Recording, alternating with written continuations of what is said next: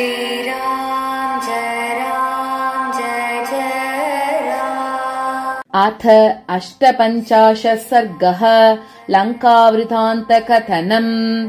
ततस्तस्य गिरे शृङ्गे महेन्द्रस्य महाबलाः हनुमत्प्रमुखा प्रीतिम् हरयो जग्मुरुत्तमाम्। तम् ततः प्रीतिसंहृष्टः प्रीतिमन्तम् महाकपिम् जाम्बवान् कार्यवृत्तान्तम् अपृच्छदनिलात्मजम्। कथम् दृष्टा त्वया देवी कथम् वा तत्र वर्तते तस्याम् वास कथम् वृत्तः क्रूरकर्मा दशाननः। तत्त्वतः सर्वमेतन्नः प्रब्रूहि त्वम् महाकपे सम्मार्गिता कथम् देवी किम् च सा प्रत्यभाषत।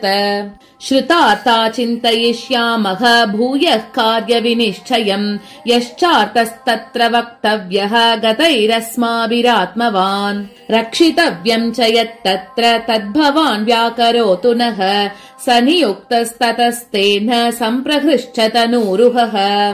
प्रणम्य शिरसा देव्यै सीतायै प्रत्यभाषत प्रत्यक्षमेव भवताम् महेन्द्राघ्रात् कमाप्लुतः।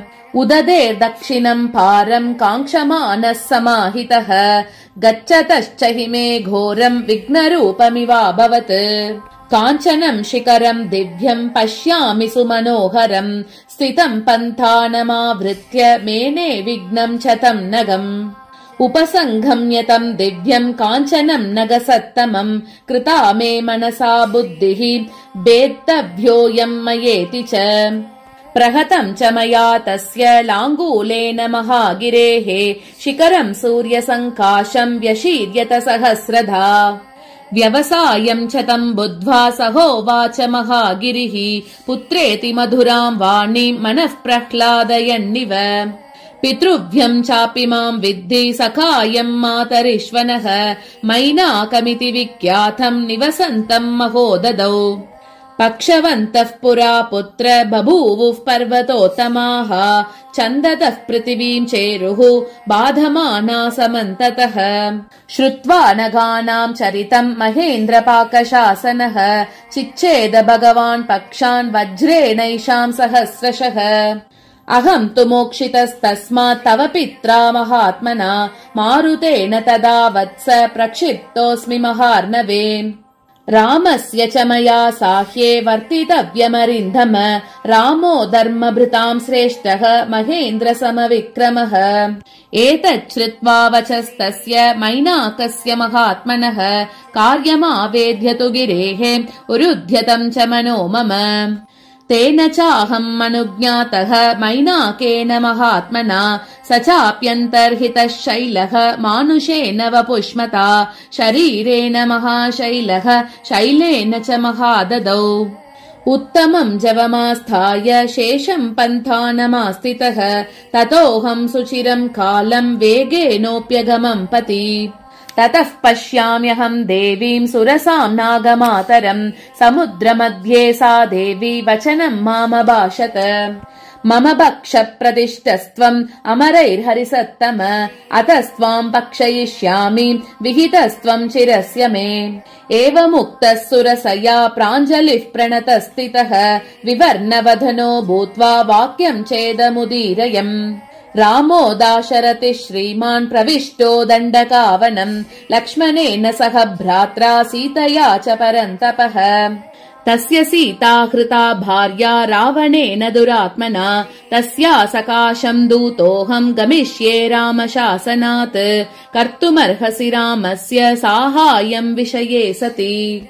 अथवा मैथिलीम् दृष्ट्वा रामम् चाक्लिष्टकारिणम् आगमिष्यामि ते वक्त्रम् सत्यम् प्रतिशृणोमि ते। एवमुक्ता मया सा तु सुरसा कामरूपिणी अब्रवीन्नातिवर्तेत कश्चिदेशवरो मम। एवमुक्तः सुरसया दशयोजनमायतः ततोऽर्धगुणविस्तारः बभूवाहम् क्षणेन तु। मत्प्रमाणादिकम् चैव व्यादितम् तु मुखम् तया तद्दृष्ट्वा व्यादितम् चास्यम् ह्रस्वम् ह्यकरवम् वपुः तस्मिन् मुहूर्ते च पुनः बभूवाङ्गुष्ठमात्रकः अभिपत्याशु तत्वक्त्रम् निर्गतोऽहम् तत्क्षणात् अब्रवीत् सुरसा देवी स्वेन रूपेण माम् पुनः अर्थसिद्ध्यै हरिश्रेष्ठ गच्छ सौम्य यथा सुखम् समानय च वैदेहीम् राघवेन महात्मना सुखी भव महाबाहो प्रीतास्मि तव वानर ततोऽहम् साधु साध्विति सर्वभूतैः प्रशंसितः ततोऽन्तरिक्षम् विपुलम् प्लुतोऽहम् गरुडो यथा छाया मे निगृहीता च न च पश्यामि किञ्चन सोऽहम् विगतवेगस्तु दिशो दश विलोकयन् न किञ्चित् तत्र पश्यामि येन मे पहृता गतिः ततो मे बुद्धिरुत्पन्ना किं नाम गमने मम ईदृशो विघ्न उत्पन्नः रूपम् यत्र न दृश्यते अतो भागेन मे दृष्टिः शोचता पातिता मया ततो द्राक्षमहम् भीमाम् राक्षसीम् सलिलेशयाम् प्रहस्य च महानादम् उक्तोऽहम् भीमया तया अवस्थितमसम्भ्रान्तम् इदम् वाक्यमशोभनम् क्वासि गन्ता महाकाय क्षुदिताय ममेप्सितः भक्षः प्रीणय मे देहम् चिरमाहारवर्जितम् बाडमित्येव ताम् वाणीम् प्रत्यगृह्णामहम् ततः आस्य प्रमाणादधिकम् तस्याकायमपूरयम् तस्याश्चास्यम् महद्भीमम् वर्धते मम भक्षणे न च माम् सा तु बुभुते मम वाणि कृतम् ततोऽहम् विपुलम् रूपम् संक्षिप्य निमिषान्तरात् तस्या हृदयमाधाय प्रपतामि नभस्थलम् सा विसृष्टभुजा भीमा पपातलवनाम्बसी मया पर्वतसङ्काशा निकृत्त हृदया सती शृणोमि कगतानाम् च सिद्धानाम् चारणैः सह राक्षसी सिंहिका भीमा क्षिप्रम् हनुमता हता ताम् हत्वा पुनरेवाहम् कृत्यमात्यैकम् स्मरन् गत्वा चाहम् महाध्वानम् पश्यामि नगमण्डितम् दक्षिणम् तीरमुददेहे लङ्का यत्र च सा पुरी अस्तम् दिनकरे याते रक्षसाम् निलयम् पुरम् प्रविष्टोऽहमविज्ञातः रक्षोभिर्भीमविक्रमैः तत्र प्रविशतश्चापि कल्पान्तगणसन्निभा अट्टहासम् विमुञ्चन्ति नारी काप्युत्थिता पुरः जिगांसन्तीम् ततस्ताम् तु ज्वलदग्निशिरोरुहाम् स्वयमुश्चिप्रहारेण पराजित्य सुभैरवाम् प्रदोषकाले प्रविशम् भीतयाहम् तयोदितः अहम् लङ्कापुरी वीर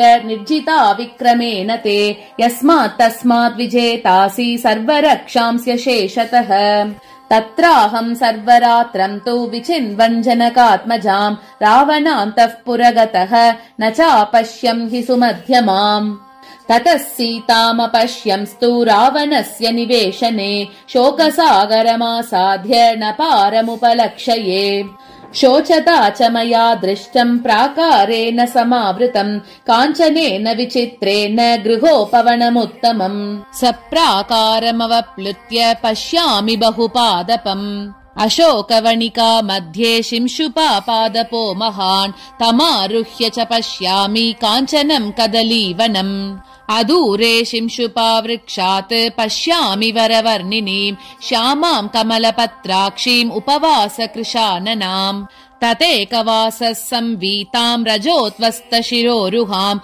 शोकसन्तापदीनाङ्गीम् सीताम् भर्तृहिते स्थिताम् राक्षसीभिर्विरूपाभिः क्रूराभिरभिसंवृताम् मांसशोणितभक्षाभिः व्याघ्रीभिर्हरिणीमिव सा मया राक्षसी मध्ये तर्ज्यमाना मुहुर्मुहुः एकवेणीधरादीना भर्तृचिन्तापरायणाम् भूमिशय्या विवर्णाङ्गी पद्मिनीव हिमागमे रावणात् विनिवृत्तार्ता मर्दव्यकृतनिश्चया कथञ्चित् मृगशाभाक्षी तूर्णमासादिता मया ताम् दृष्ट्वा तादृशीम् नारीम् रामपत्नीम् यशस्विनीम् तत्रैव शिंशुपावृक्षे पश्यन्नहमवस्थितः ततो हलहला शब्दम् काञ्चीनूपुरमिश्रितम् शृणोम्यधिकगम्भीरम् रावणस्य निवेशने ततोऽहं परमोद्विग्नः स्वरूपं प्रति संहरन् अहं तु शिंशुपावृक्षे पक्षीव गहने स्थितः।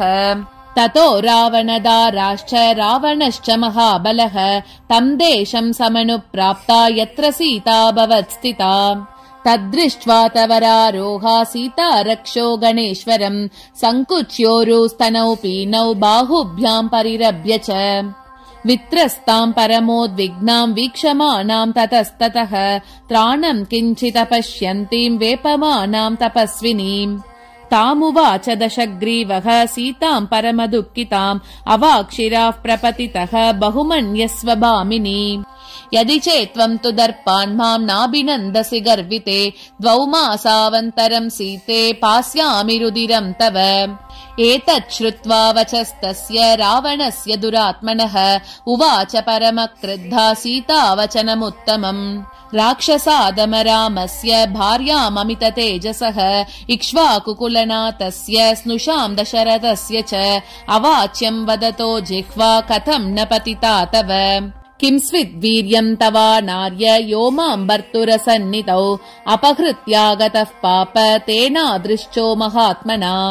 न त्वं रामस्य सदृशः दास्येऽप्यस्य न युज्यसे अजेयः सत्यवादी च रणश्लाघी च राघवः। जानक्या परुषं वाक्यम् एवमुक्तो दशाननः जज्वाल सहसा कोपाश्चितास्त इव पावकः। विवृत्य नयने क्रूरे मुष्टिम् उद्यम्य दक्षिणम् मैथिलीं हन्तुमारब्धः स्त्रीभिर्हाहा कृतं तदा।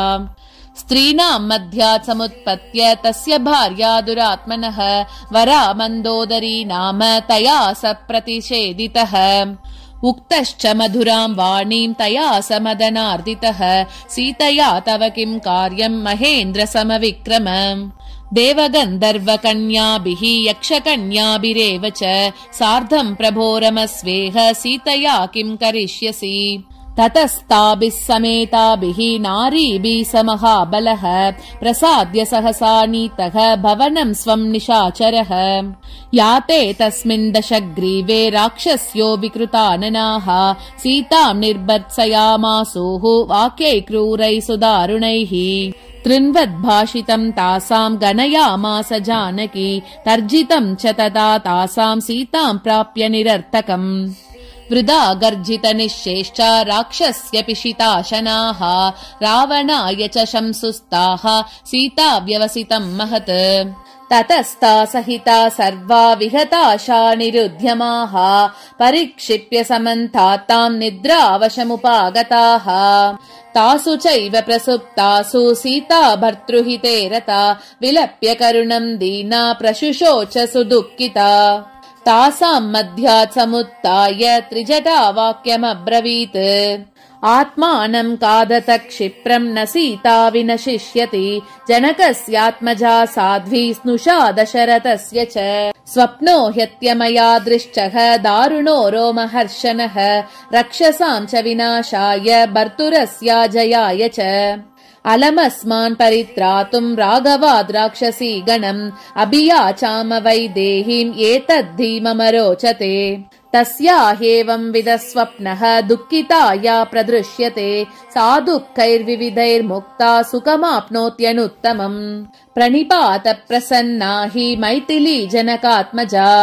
ततः सा ह्रीमती भाला भर्तुर्विजयहर्षिता अवोचद्यति तत्तत्यं भवेयं शरणं हि वः। तां चाहं तादृशीं दृष्ट्वा सीताया दारुणां दशां चिन्तयामास विक्रान्तः न च मे निर्वृतं मनः। सम्भाषणार्थं च मया जानक्याश्चिन्तितो विधिः इक्ष्वाकूणां हि वंशस्तु ततो मम पुरस्कृतः। श्रुत्वा तु गतितां वाचं राजर्षि गणपूजितां प्रत्यभाषत मां देवी बाष्पै पिहितलोचना। कस्त्वं केन कथं चेह प्राप्तो वानरपुङ्गव काचरामेन ते प्रीतिः तन्मे शंसितुमर्हसि। तस्यास्तद्वचनं श्रुत्वा ह्यहमप्यप्रवं वचः देवी रामस्य भर्तुस्ते सहायो भीमविक्रमः सुग्रीवो नाम विक्रान्तः वानरेन्द्रो महाबलः तस्य मां विद्धि भृत्यं त्वं हनुमन्तमिहागतम् भर्त्राहं प्रेषितस्तुभ्यं रामेणाक्लिश्च कर्मणा इदं च पुरुषव्याघ्रः श्रीमान् दाशरथि स्वयम् अङ्गुलीयमभिज्ञानम् अदातुभ्यं यशस्विनी तदिच्छामि त्वया ज्ञप्तम् देवि किं करवाण्यहम् रामलक्ष्मणयो पार्श्वम् नयामि त्वाम् किमुत्तरम् एतत् श्रुत्वा विदित्वा च सीता जनकनन्दिनी आह रावणमुत्साद्य राघवो मां नयत्विधि प्रणम्य शिरसा देवी महमार्यामनिन्दिताम् राघवस्य मनोह्लादम् अभिज्ञानमयाचिषम् अथ मामब्रवीत् सीता गृह्यतामयमुत्तमः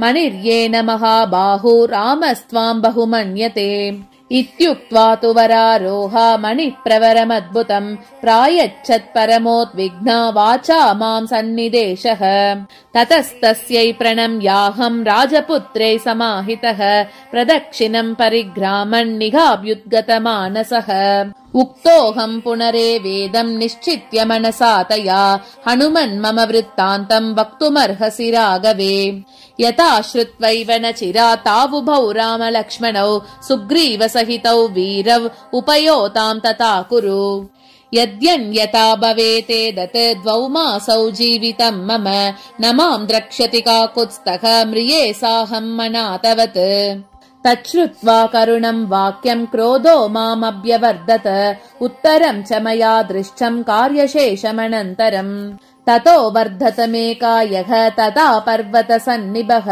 युद्धकाङ्क्षी वनम् तच्च विनाशयितुमारभे तद्भग्नम् वनषण्डम् तु भ्रान्तत्रस्तमृगद्विजम् प्रतिबुद्धा निरीक्षन्ते राक्षस्यो विकृताननाः मां च दृष्ट्वा वने तस्मिन् समागम्य ततस्ततः तासमभ्यागता क्षिप्रम् रावणाय च चक्षिरे राजन् वनमिदम् दुर्गम् तव भग्नम् दुरात्मना वानरेण ह्यविज्ञाय तव वीर्यम् महाबल दुर्बुद्धेस्तस्य राजेन्द्र तव विप्रियकारिणः वदम्माज्ञापय क्षिप्रम् यथासौ विलयम् व्रजेत् तच्छ्रुत्वा राक्षसेन्द्रेण विसृष्टा वृषदुर्जयाः राक्षसा किङ्करा नाम रावणस्य मनोनुगाः तेषामशीतिसाहस्रम् शूलमुद्गरपाणिनाम् मया तस्मिन् वनोद्देशे परिगेन निषूदितम् तेषाम् तु हतशेषा ये ते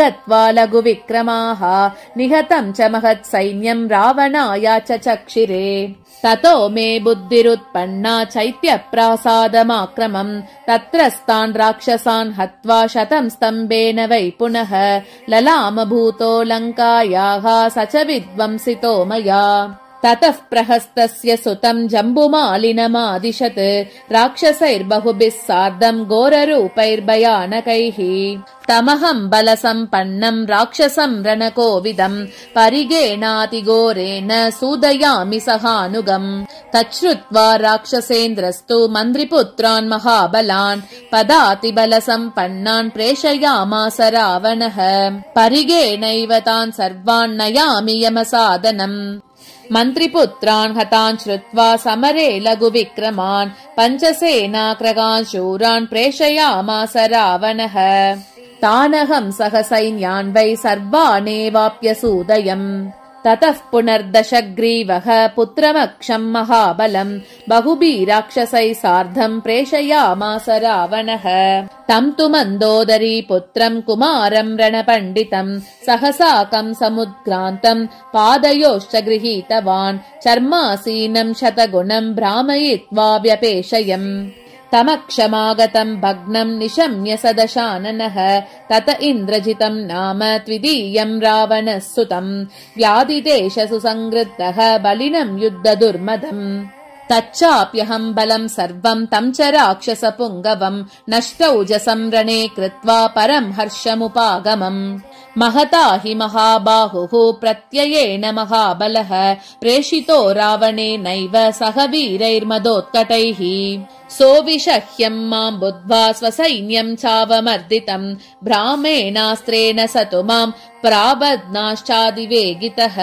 रज्जुभिश्च बबन्धुस्ते ततो माम् तत्र राक्षसाः रावणस्य समीपम् च गृहीत्वा मामुपानयन् दृष्ट्वा सम्भाषितश्चाहम् रावणेन दुरात्मना पृष्टश्च लङ्कागमनम् राक्षसानाम् च तम् वधम् तत्सर्वम् च मया तत्र सीतार्थमिति जल्पितम् अस्यास्तु दर्शनाकाङ्क्षी प्राप्तस्त्वद्भवनम् विभो मारुतस्यौरसः पुत्रो वानरो हनुमानहम् रामदूतम् च माम् विद्धि सुग्रीव सचिवम् कपिम् सोऽहम् दूत्येन रामस्य त्वत्सकाशमिहागतः सुग्रीवश्च महातेजाः सत्त्वाम् कुशलमब्रवीत् धर्मार्थकामसहितम् हितम् पत्यमुवाच च वसतो ऋष्यमूके मे पर्वते विपुलद्रुमे राघवो रणविक्रान्तः मित्रत्वम् समुपागतः तेन मे कथितम् राज्ञा भार्या मे रक्षसा हृता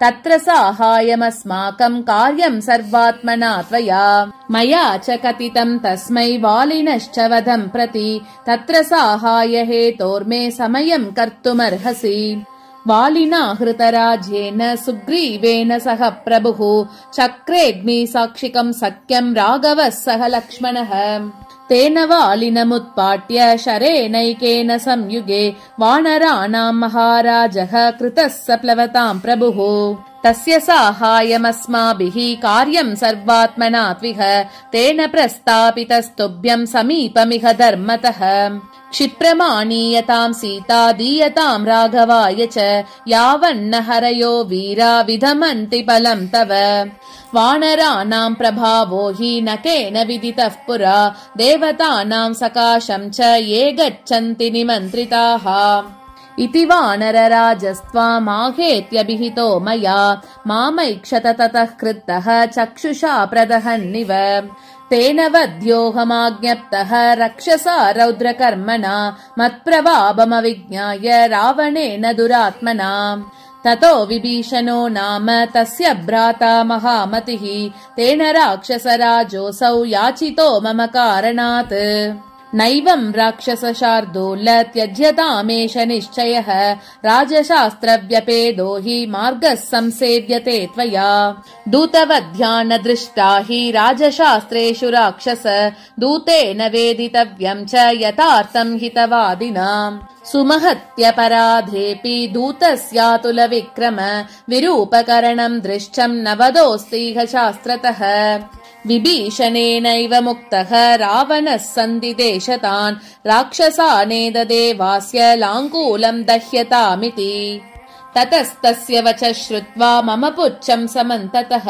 वेष्टितम् शनवल्कैश्च जीर्णैः कार्पासजैपटैः राक्षसा सिद्धसम्नाहाः ततस्ते चण्डविक्रमाः तदा दहन्त मे पुच्छम् निघ्नन्तः काष्ठमुष्टिभिः बद्धस्य बहुभिः पाशैः यन्त्रितस्य च राक्षसैः न मे पीडा भवेत् काचित् दिदृक्षोर्नगरीम् दिवा ततस्ते राक्षसा शूरा बद्धम् मामग्निसंवृतम् अघोषयन् राजमार्गे नगरद्वारमागताः ततोऽहम् सुमहद्रूपम् संक्षिप्य पुनरात्मनः विमोचयित्वा तम् बन्धम् प्रकृतिस्तस्थितः पुनः आयसम् परिगम् गृह्य तानि रक्षांस्य सूदयम् ततस्तन्नगरद्वारम् वेगेनाप्लुतवानहम् पुच्छेन च प्रदीप्तेन ताम् पुरीम् साट्टगोपुराम् दहाम्यहमसम्भ्रान्तः युगान्ताग्निरिव प्रजाः विनष्टा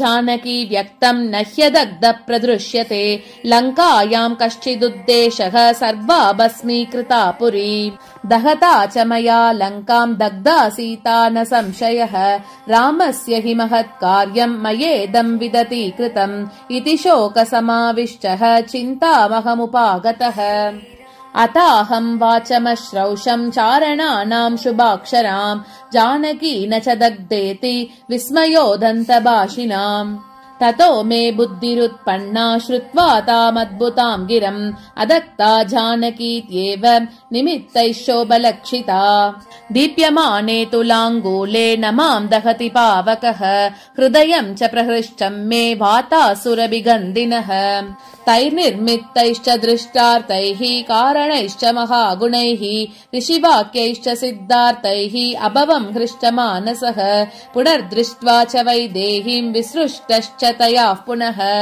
ततः पर्वतमासाद्य तत्रारिष्टमहं पुनः प्रतिप्लवनमारेभे युष्मद्दर्शनकाङ्क्षया ततः पवनचन्द्रार्क सिद्धगन्धर्वसेवितम् पन्थानमहमाक्रम्य भवतो दृष्टवानिह राघवस्य प्रभावेन भवतां चैव तेजसा सुग्रीवस्य च कार्यार्थं मया सर्वमनुष्ठितम् एतत् सर्वं मया तत्र यथावदुपपादितम् अत्र यन्न कृतं शेषं तत सर्वं क्रियतामिति इति श्रीमद् रामायणे सुन्दरकाण्डे 58 सर्गः।